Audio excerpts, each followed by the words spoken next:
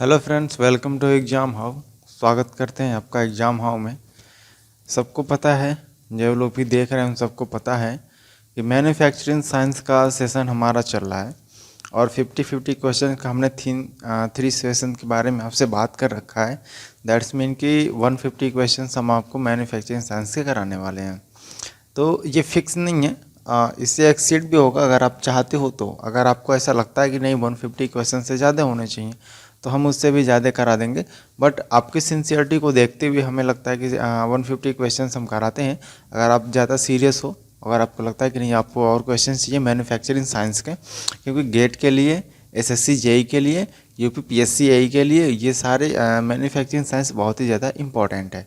तो इन सारी चीज़ों को देखते हुए अगर आपको लगता है कि आपको और क्वेश्चंस करने की ज़रूरत है तो आप एक कमेंट सेक्शन में कमेंट कर सकते हैं और हम उसको कंसीडर करेंगे और आपके लिए और ढेर सारे क्वेश्चंस हम लेकर आएंगे। ठीक है, तो अगर आप ऐसा करते हो तो हम के लिए और 150-200 क्वेश्चंस हम और लेकर आएंगे। बट अगर आप नहीं करते हो तो दैट्स मीन्स हम ये मान लेंगे कि आपको 150 क्वेश्चन दैट्स बेटर। ठीक है, मतलब आपके लिए इतना सफिशियंट है। तो बिना किसी देरी के हम स्टार्ट करते हैं अपने इस सेशन को और फिर बात करते हैं कि जो भी क्वेश्चंस है उसके बारे में। ठीक है, तो पहला जो क्वेश्चन है, पहला क्वेश्चन ये कह रहा है, in the casting process central line feeding resistance is an the important parameter is it is significance. ठीक है, लिखा है यहाँ पे, it significance the ratio of. आपको ये रेशियो बताना है। तो अगर आप पढ़े होगे या फिर आप मेरे पुराने वाले वीडियो देख लो, जैसा कि मैंने लास्ट लेक्चर्स में भी आपको बता रखे हैं कि सारी चीज़ों को मैंने कंसीडर किया है। मैंने पहले भी ये सारी चीज़ें बता रखी है, मतलब मैंने ये सारी चीज़ों को पढ़ा रखा हूँ। ठीक है, अगर आप जानना चाहते हैं तो पुराने वाले वीडियोज मेरे देख लें आप मैन्युफैक्चरिंग साइंस के, आपको वहाँ पर हर चीज़ अवेलेबल है। मे बी कि यहाँ पे 99% के सारे क्वेश्चन हमने वहीं पे आपको करा रखे हैं, बता रखे हैं। तो अगर आप उन सारी चीज़ों को पढ़ते हैं तो ज़्यादा बेटर होता है। ठीक है, एक बार फिर से क्वेश्चन को रीड करता हूँ और फिर आपको मैं इसका आंसर बताता हूँ। तो यहाँ पे लिखा हुआ है, in the casting process central line feeding resistance is an important parameter. ठीक है, मतलब एक इम्पॉर्टेंट पैरामीटर है। It significance the ratio of, देखो इसका टाइम का रेशियो होता है। क्या किसका रेशियो होता है? टाइम का रेशियो होता है। अगर ये जो भी लोग ये वीडियोस को पहली बार देख रहे हैं तो अगर वो पहली बार देख रहे हैं और चैनल पर नए हैं तो इस चैनल को सब्सक्राइब कर लेंगे, इस चैनल को, और वीडियो को लाइक करेंगे और पसंद आएगा तो। ठीक है, पसंद आएगा तो आप लाइक करना, अदरवाइज आपकी मर्जी, आप इसे डिसलाइक भी कर सकते हैं। ठीक है, ये सेशन हमारा चल रहा है, इसमें हम आपको 150 क्वेश्चंस कराने वाले, मैं फिर से रिपीट कर देता हूँ, 150 क्वेश्चंस कराने वाला हूँ। और अगर और चाहते हो तो आपको कमेंट करके अगर आप बताओ कि आपको और क्वेश्चन चाहिए या फिर थ्योरी भी चाहिए, तो क्या चाहिए, आप ये चीज़ आप कमेंट सेक्शन में कमेंट करें तो ताकि हमें ये पता चले कि आपको क्या चाहिए। ठीक है, अदरवाइज हम ये सेशन इसको हम कंटिन्यू करेंगे। ठीक है, तो आपको ये पता चल गया कि इस क्वेश्चन का जो आंसर है वो ऑप्शन सी हमारा क्या है कि सही है। ठीक है ना। नेक्स्ट क्वेश्चन की अगर हम बात करें तो नेक्स्ट क्वेश्चन कह रहा है कि श्रिंकेज एलोवेंस के बारे में ये बात कर रहा है। ठीक है, श्रिंकेज एलोवेंस के बारे में बात कर रहा है। अब ये क्या कह रहा है क्वेश्चन कि shrinkage allowance provided on the pattern of casting takes care of the concentration of. ठीक है, तो इसका जो जो मतलब होता है, इसका सिंपल से क्या मतलब होता है, कुछ भी नहीं है, बहुत ही इजी क्वेश्चन है ये, कि जो भी हम श्रिंकेज एलोवेंस किसी पैटर्न में प्रोवाइड करते हैं तो किस चीज़ को हम कंसंट्रेट करते हैं या फिर किस चीज़ पे हम ज़्यादा ध्यान देते हैं। तो किस चीज़ पे हम करते हैं कि रूम टेम्परेचर पे हम ध्यान देते हैं, फ्रीजिंग टेम्परेचर पे ध्यान देते हैं। ठीक है, ये जो चीज़ें हम इन पे हम क्या करते हैं कि ज़्यादा फोकस करते हैं ताकि हमें ये पता रहे कि जो सॉलिडिफिकेशन टाइम। ठीक है, देखो ऑल ओवर अगर हम बात करें कि फ्रीजिंग टेम्परेचर या फिर रूम टेम्परेचर के बारे में अगर हम बात करें तो फ्रीजिंग टाइम के बारे में ये सारा ऑल ओवर की बात हो रही है। ठीक है ना, तो यहाँ पे जो आप देखोगे कि चेंज द फेज वोज की, देखो हम बात नहीं करते हैं, ये सारे ऑप्शंस क्या है कि गलत है। ठीक है, तो बी ऑप्शन आप देखोगे यहाँ पे solid casting from the freezing temperature to the room temperature, ये कंसिडरेबल है इस क्वेश्चन के अकॉर्डिंग। ठीक है, तो ये बी ऑप्शन जो है ये आज के लिए इस क्वेश्चन के लिए राइट आंसर है। तो नेक्स्ट क्वेश्चन की तरफ मूव करते हैं और देखते हैं कि अगला क्वेश्चन क्या है। अगला क्वेश्चन क्या कह रहा है, as far as designing of pattern is concerned the selection of the partition line is such that, option number A कह रहा है कि longest partition of the pattern rest is the between the cheek and the drag. ठीक है, next option कह रहा है कि longest portion of the pattern rest in the drag. ठीक है, longest portion of the pattern rest in the cope, smallest portion of the pattern rest in between the cope and cheek. देखो between का तो कोई option से बनता ही नहीं है, ठीक है, तो बिटवीन का तो हटा दो, सिंपल सी बात है। अब देखो इस चीज़ ये जो क्वेश्चन आपको ज़्यादातर जो भी यूट्यूबर्स आपको बताएंगे या फिर कहीं अगर आपने यूट्यूब पे अगर पढ़ा होगा तो वो आपको ये बताते हैं कि चेक में होता है या कोप में होता है, ये सारी चीज़ें आपको पहले ही बता दी थी। लेकिन अब लॉन्गेस्ट पैटर्न और शॉर्टेस्ट पैटर्न या फिर स्मॉलेस्ट पैटर्न की अगर हम बात करें, ठीक है, तो जो लॉन्गेस्ट पैटर्न होता है वो किस में होता है कि longest portion of the pattern rest in the drag. ठीक है, तो ये जो ऑप्शन है ना ये करेक्ट ऑप्शन है, ये इम्पॉर्टेंट क्वेश्चन है अगर आप जानना चाहते हैं कास्टिंग प्रोसेस के बारे में, तो आपके लिए फिर अगर आप जानना चाहते हैं तो दैट्स वेरी इंपॉर्टेंट क्वेश्चन। ठीक है, कि लॉन्गेस्ट जो पोर्शन होता है वो किस में होता है, ट्रैक में होता है। ठीक है, नेक्स्ट क्वेश्चन की तरफ मूव करते हैं। नेक्स्ट क्वेश्चन कह रहा है in the casting process the smallest temperature relatively occurs in. ठीक है, नेक्स्ट क्वेश्चन क्या कह रहा है in the casting process the smallest temperature occurs in bracket क्या लिखा है, रिलेटिवली लिखा है। ठीक है, तो ये चीज़ें थोड़ी आपको ध्यान देनी है। अब ध्यान क्या देना है, जो स्मॉलेस्ट टेम्परेचर होता है कास्टिंग प्रोसेस में किसका होता है, तो सबसे जो स्मॉलेस्ट टेम्परेचर होता है वो मोल्ड का होता है। ठीक है, ताकि जो टेम्परेचर का फ्लो ना वो अच्छे से हो सके, एक बेहतरीन तरीके से हो सके और डिजायरेबल प्रॉपर्टीज हमें मिल सके, इस वजह से जो मोल्ड का टेम्परेचर हम रखते हैं रिलेटिवली स्मॉल टेम्परेचर हम रखते हैं। ठीक है, नेक्स्ट क्वेश्चन की अगर हम बात करें तो नेक्स्ट क्वेश्चन की तरफ पहले मूव करते हैं। और नेक्स्ट क्वेश्चन देखो बहुत ही बेहतरीन क्वेश्चन है, अच्छा क्वेश्चन है, और ये अगर आप इस क्वेश्चन के बारे में अगर आप जानना चाहते हैं तो यार फिर से देखो मैं आपसे एक बार और कहना चाहता हूँ, बार बार नहीं मैं आपसे कहूँगा, अब तो नहीं कहूँगा कि अगर कोई न्यूमेरिकल टाइप के क्वेश्चंस आते हैं तो मे बी आपको मस्ट है कि आप रेफ़र करो, आप मेरे ओल्ड वीडियोस को देखो, आप जो मैंने आपको बता रखे हैं कि कैसे जो मैंने रिवीजन की वीडियो बता रखे हैं उसमें मैंने रिवीजन में सारा कुछ बता रखा है, 1-1.5 घंटे में ही मैंने मैक्स टू मैक्स जो भी चीज़ें कंसीडर की जा सकती हैं इंपॉर्टेंट वो सारी चीज़ें मैंने बता रखा है। ठीक है, अब उन सारी वीडियोस को देखो तो शायद आपको ये चीज़ें पता चल जाएगी, ये काफ़ी मतलब को उसके अकॉर्डिंग तो बहुत ही छोटी चीज़ें हैं। ठीक है, अब ये कह रहा है कि if the T is the thickness of plate to be cast the maximum distance between the edge of two race riser is the thickness increase bye.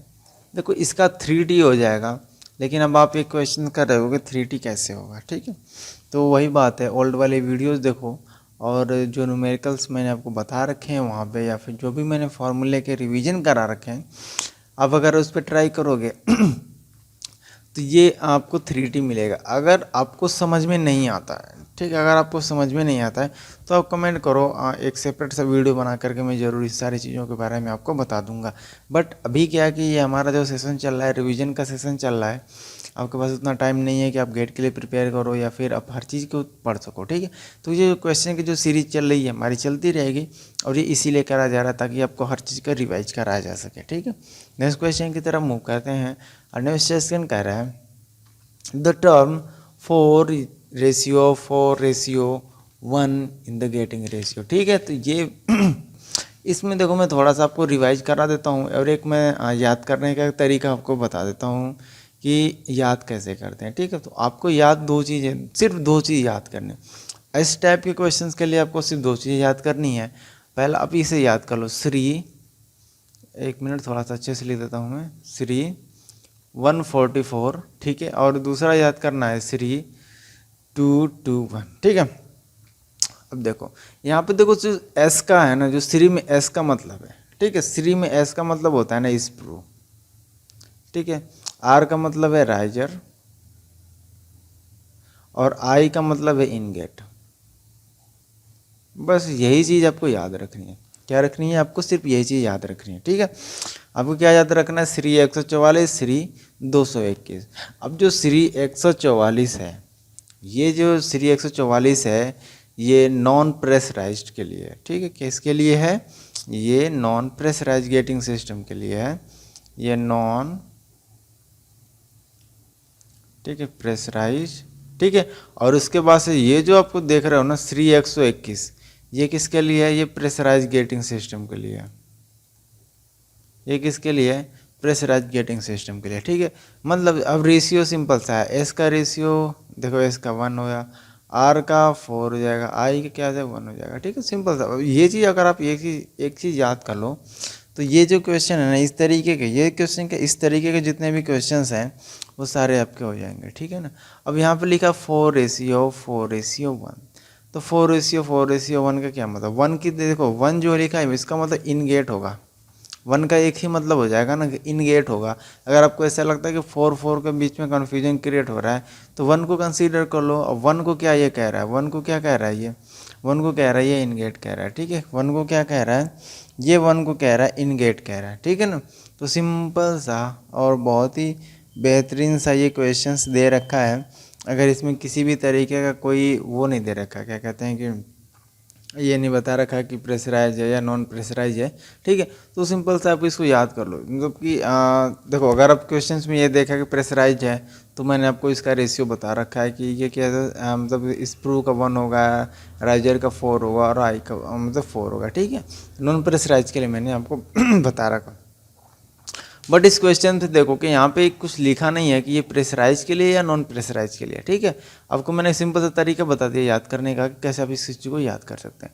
अगर आपको क्वेश्चंस में इस तरीके की चीज़ें नहीं दे रखी हैं, ठीक है, या फिर क्या रेशियो क्या है, किस तरीके का है, अगर ये नहीं दे रखा है तो आपको क्या करना है कि सिंपल सा है ना, आप देखो सी जो ऑप्शन आप देख रहे हो कि 4 किसके लिए? स्प्रू के लिए है 4, फिर ये जो 4 है रनर के लिए और 1 किसके लिए? इन गेट के लिए, ठीक है। मतलब उसका ठीक उल्टा कर दिया जो मैंने आपको बताया, ठीक है। मतलब इन गेट का मैंने 4 बता रखा है, राइजर का मैंने आपको कितना किसके लिए बोल दिया? राइजर कह रहे हैं। रनर के लिए मैंने आपको क्या बता रखा है? रनर के लिए मैंने आपको 4 बता रखा है, ठीक है। तो इस तरीके से भी चीज़ें होती हैं, आप थोड़ा सा इस चीज़ों को क्या करोगे? ध्यान दोगे, ठीक है। यहाँ पर राइजर मैंने लिखा है, बाई मिस्टेक्स मैंने लिख दिया है।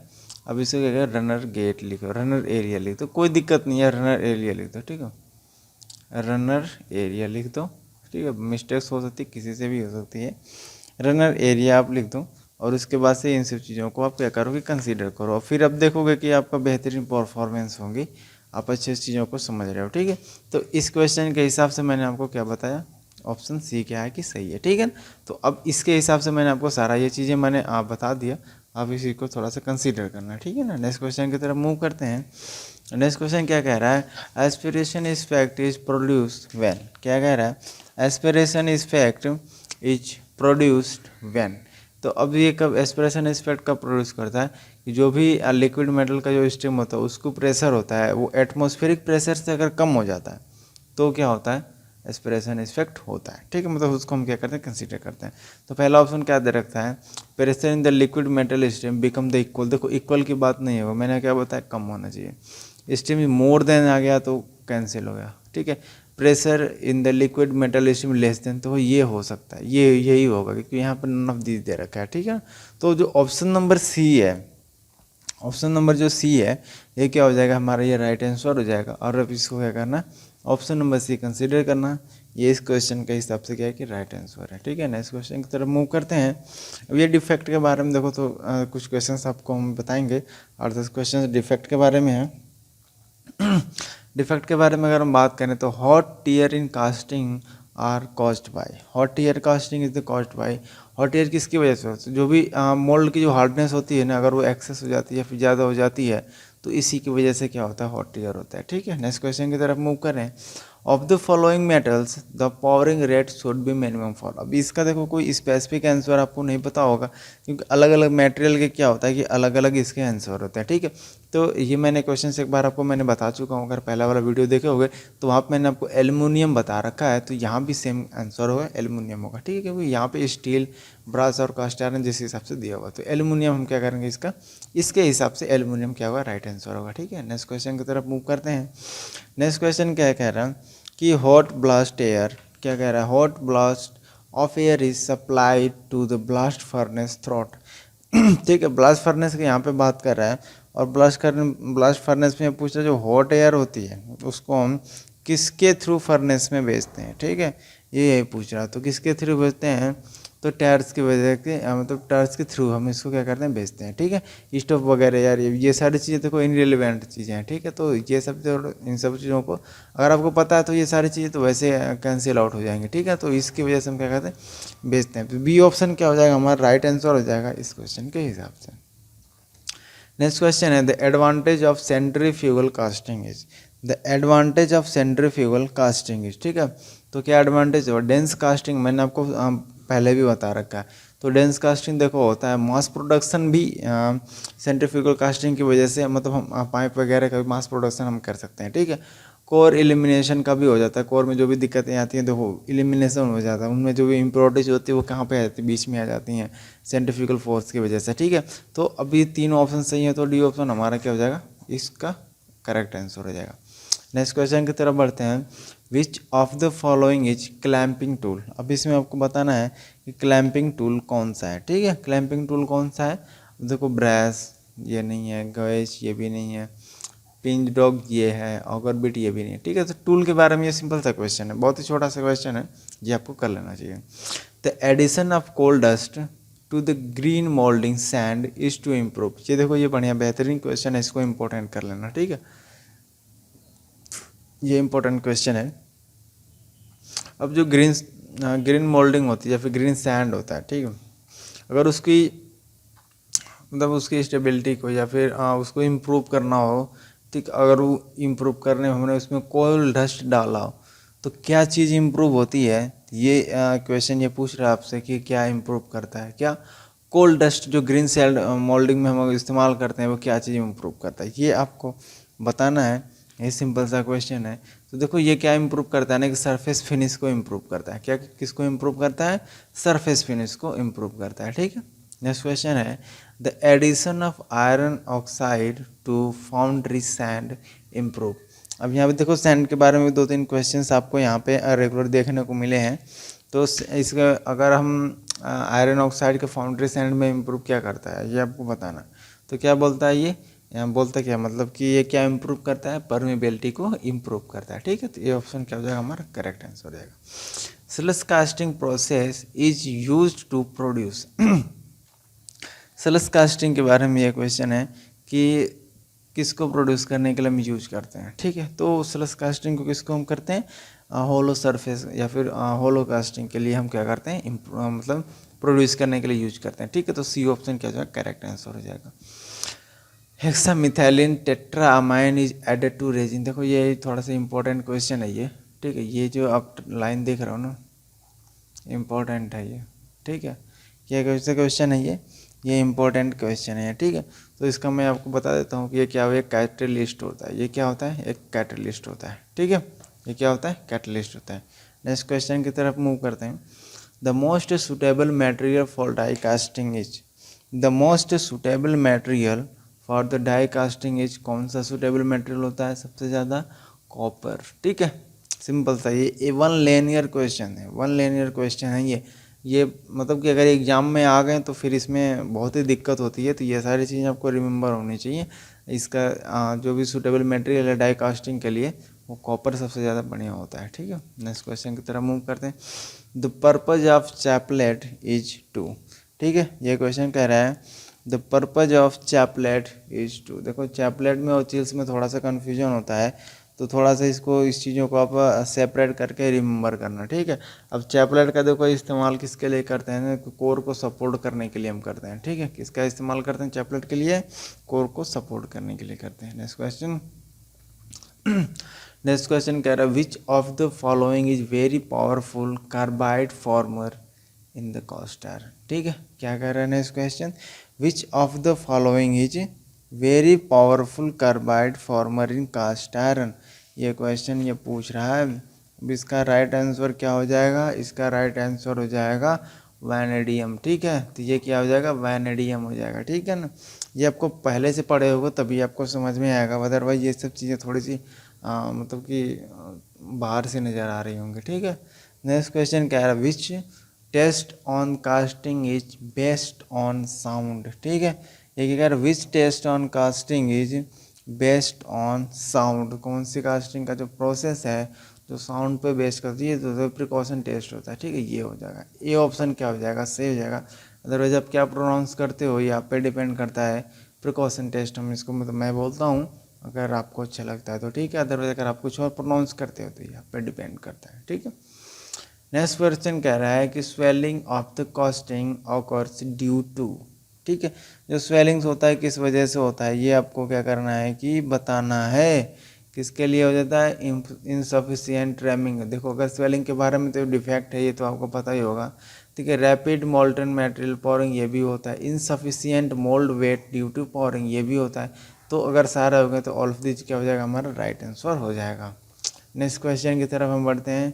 Malleable casting are used for, क्या कह रहा है क्वेश्चन कह रहा है कि malleable casting are used for. देखो इसका बॉयलर में भी इस्तेमाल करते हैं, एलिवेटर में भी करते हैं और ऑटोमोबाइल। ये ऑल ऑफ दीज क्वेश्चन दिख रहा है ना, ये सारा है। ऑल ऑफ दीज वाले का मतलब ये है ना कि आप इसको मतलब कि कंसीडर करो। कंसीडर करने का मतलब ये कि ध्यान दो इस चीज़ों को कि अगर मेलिएबल कास्टिंग का है तो इसमें बॉयलर का भी इस्तेमाल कर लेते हैं, एलिवेटर का भी इस्तेमाल में होता है, फिर ऑटोमोबाइल में यूज होता है, ठीक है। तो ये आपकी जो नॉलेज है उसको इम्प्रूव करेगा ऐसे क्वेश्चन, ठीक है। तो ये सारी चीज़ें कंसिडर करनी है।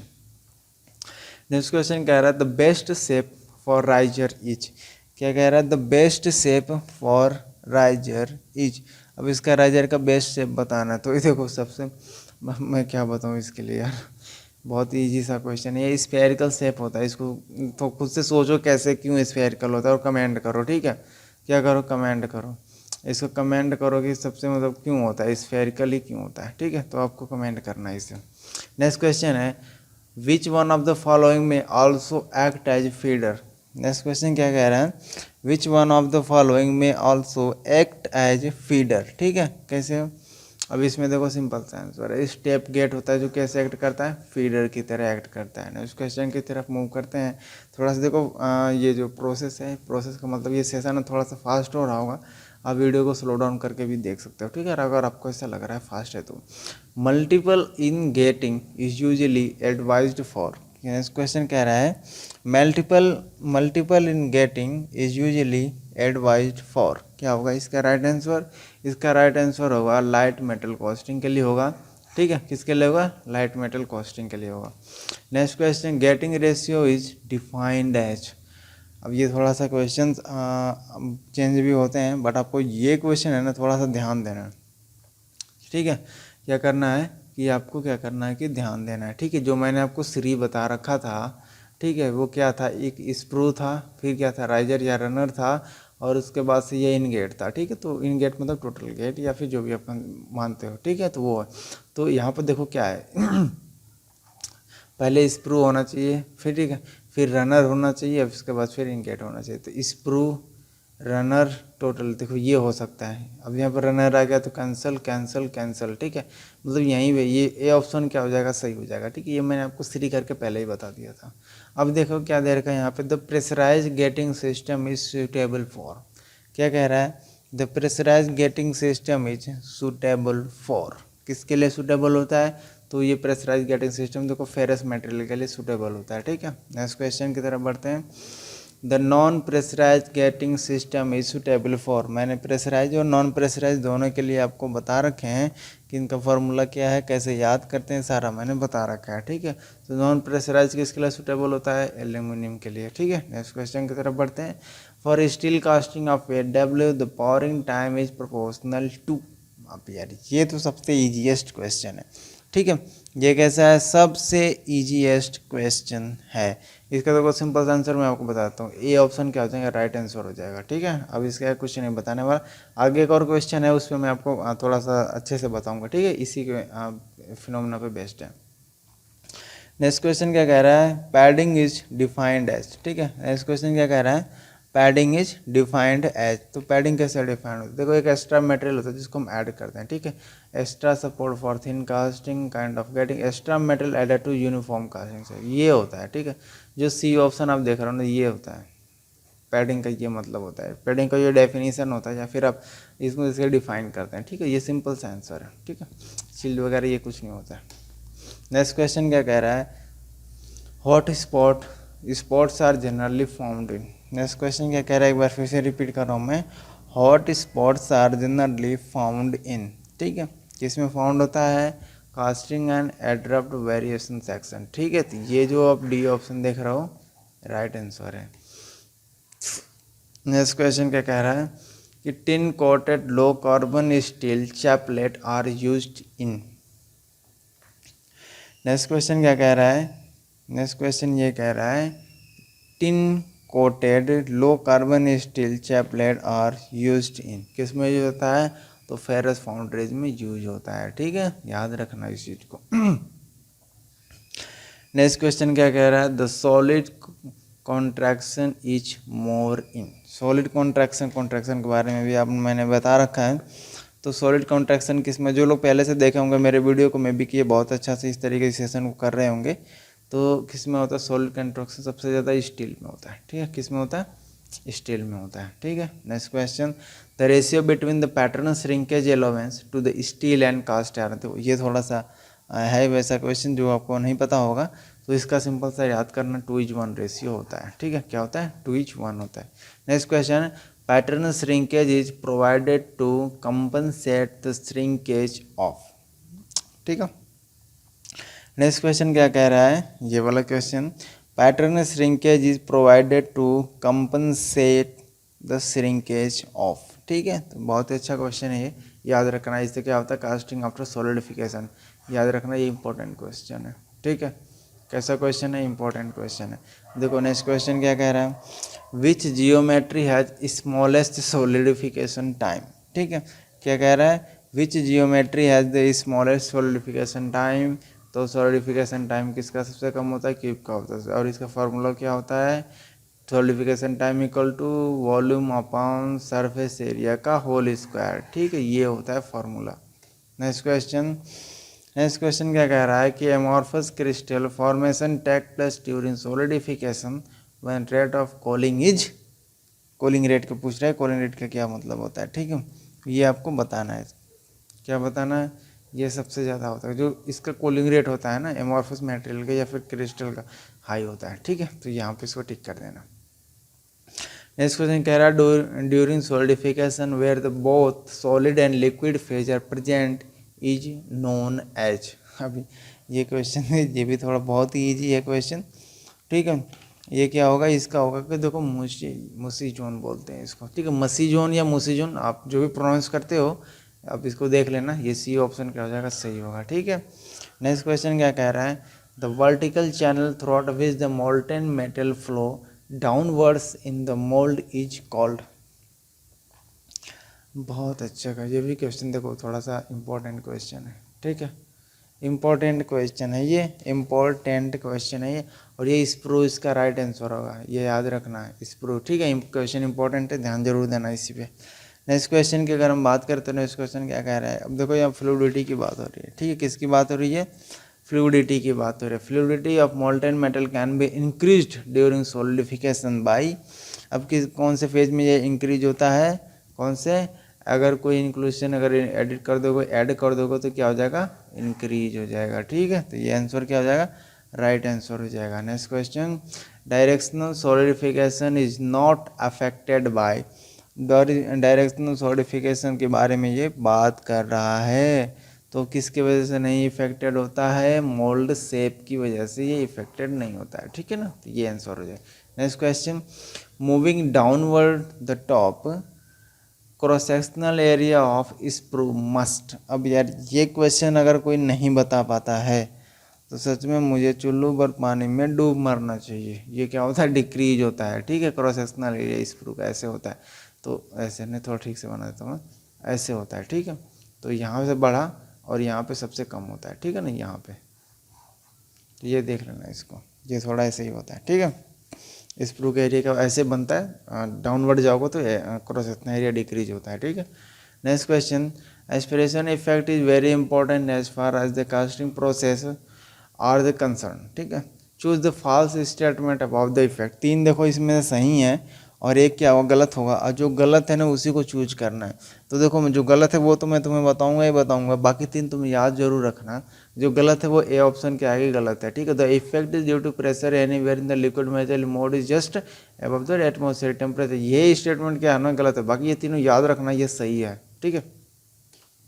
नेक्स्ट क्वेश्चन क्या कह रहा है, clay normally used with water as bonding agent in the molds of the casting along with standing parts। अब यार ये सारे क्वेश्चन तो थोड़े से अटपटे से लग रहे होंगे, बट क्या है कि अगर सिलेबस में है इस तरह के क्वेश्चंस आते हैं तो मे बी कि आपको रीड जरूर करना पड़ेगा, ठीक है। तो इसका सिंपल से कर लेना कि C option, shear and the tensile strength of the sand, ठीक है। तो ये सी ऑप्शन क्या करेक्ट होगा। तो थोड़ा सा मैं फास्ट करता हूँ, टाइम थोड़ा कम हो जाने की वजह से ऐसा करना पड़ा है, ठीक है। The final product of casting will be good with, किसके वजह, the final product of casting will be good with, ठीक है। तो ये आप बताओगे इसका राइट आंसर क्या होगा, इसका राइट आंसर हो जाएगा हॉरिजॉन्टल गेटिंग, ठीक है। थोड़ा सा देखो मैं फास्ट करना पड़ा है तो आप लोग थोड़ा सा मुझे माफ़ करना, टाइम थोड़ा कम होने की वजह से ऐसा करना पड़ा है, ठीक है। Next question, the drags on moulding casting uses, ठीक है। अब इस क्वेश्चन का आंसर क्या होगा, इस क्वेश्चन का आंसर होगा an expendable mould with the defect and the blow holes of the porosity eliminate, ठीक है। ये सी ऑप्शन सही होगा। अब किस तरह को कन्फ्यूजन होता है एटलीस्ट कमेंट कर देना, मैं आपको बता दूंगा, ठीक है। अब ये देखो एक न्यूमेरिकल सा क्वेश्चन है, ये बहुत ही ईजी क्वेश्चन है। अब इस क्वेश्चन में देखो करना क्या है, कुछ नहीं करना है, सॉलिडिफिकेशन टाइम कैलकुलेट करना है, ठीक है। तो ये होता है सॉलिडिफिकेशन टाइम। तो एक तो क्यूब के लिए ले लेना और एक ले लेना किसके लिए, स्फेरिकल के लिए, ठीक है। वी है ना वॉल्यूम है, और जो एस है वो क्या सॉलिडिफिकेशन टाइम है, ठीक है। सी मैंने लिया क्यूब के लिए, एस लिया मैंने स्फेयर के लिए। तो ये थोड़ा करना, उसके बाद से यहाँ से क्या करना, के की वैल्यू निकाल लेना। तो दोनों की वैल्यू के लिए क्या होगा, के के लिए दोनों की वैल्यू समान होगी, ठीक है। और उसके बाद से क्या करना है, surface area of cube equal to दे रखा ना सरफेस एरिया ऑफ स्फेयर, दोनों को बराबर करना। तो सबको सारा कुछ कैलकुलेट करोगे ना तो फिर तुम्हारे पास आएगा 47.7 करके अप्रॉक्स ऐसी वैल्यू आएगी। तो 48 मिनट होगा ना, ये हमारा राइट आंसर होगा। थोड़ा टाइम कम है, अदरवाइज मैं आपको पूरा इसका एक्सप्लेनेशन जरूर बताता, ठीक है। तो इसको थोड़ा सा कंसिडर करना, अगर टाइम मिलेगा तो मैं आपको नेक्स्ट वीडियो में इसके बारे में ज़रूर बता दूंगा, ठीक है।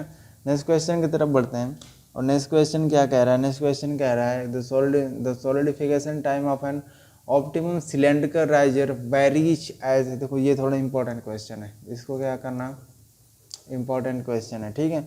मतलब ये फॉर्मूला बेस्ड क्वेश्चन है, बट थोड़ा सा इंपॉर्टेंट स्पेस नहीं क्योंकि पूछे जा चुके हैं, ठीक है। तो अगर आपको मतलब फॉर्मूले याद है तो जरूर पता होगा कि डी स्क्वायर पे क्या होगा, ये वेरी करेगा, ठीक है ना। नेक्स्ट क्वेश्चन क्या कह रहा है, नेक्स्ट क्वेश्चन देखो ये कह रहा है, नेक्स्ट क्वेश्चन क्या आ गया, हाँ, the casting process of injection moulding. अब इंजेक्शन मोल्डिंग की ये बात कर रहा है। अब देखो थोड़ा सा लेवल हाई होगा, इंजेक्शन मोल्डिंग करके है, उसके बाद से हम और भी बारे में बात करेंगे, ठीक है। तो अगर हम इसकी बात करें तो इसका जो राइट आंसर होगा क्या होगा, die casting process applied to casting plastic, ठीक है। तो ये हो जाएगा, अब इसको याद रखना। अब ये क्वेश्चन का है, ये आज खुद से करना, ठीक है, खुद से कर लेना, मैं ज़रूर बताऊंगा नेक्स्ट वाले वीडियो में बताऊंगा। और क्या करना है, कमेंट कर लेना, ठीक है, आंसर कमेंट कर देना, मैं इसके बारे में आपको सोल्यूशन में प्रोवाइड कर दूंगा किस वीडियो में, नेक्स्ट वाले वीडियो में। तो आज के लिए देखो इतना ही रहने देते हैं, और टाइम कम होने की वजह से थोड़ा सा मुझे जल्दी से कराना पड़ा, तो इसके लिए हम वेरी सॉरी। नेक्स्ट वीडियो में हम आपको इस वाले क्वेश्चन का एक्सप्लेनेशन दे देंगे, और उसके बाद से एक सॉलिडिफिकेशन टाइम मतलब कि ये जो वाला जो क्वेश्चन है इसका दे देंगे, ठीक है ना। तो ये हम आपको प्रोवाइड करा देंगे। अदरवाइज इसके आगे बहुत से क्वेश्चन हैं, 150 क्वेश्चन तो बहुत ज़्यादा होते हैं, और अब आज मैंने आपको 50 क्वेश्चन के अप्रॉक्स बता दिया, तो 100 क्वेश्चन कंप्लीट हो गए। तो इसके बाद से एक सेशन और चलेगा, और उसके बाद से हम फिर आपको डाउट की सेशन चला देंगे, दैट्स ऑल, आपको क्लियर हो जाएगा, ठीक है। तो अच्छा खासा ये सेशन हमारा चलेगा बेहतरीन तरीके से, कोई टेंशन की बात नहीं है। आप देखते रहना और अपनी नॉलेज को, अपनी स्किल को इम्प्रूव करते रहना। तो आज के लिए इतना ही रहने देते हैं, मिलते हैं नेक्स्ट वीडियो में।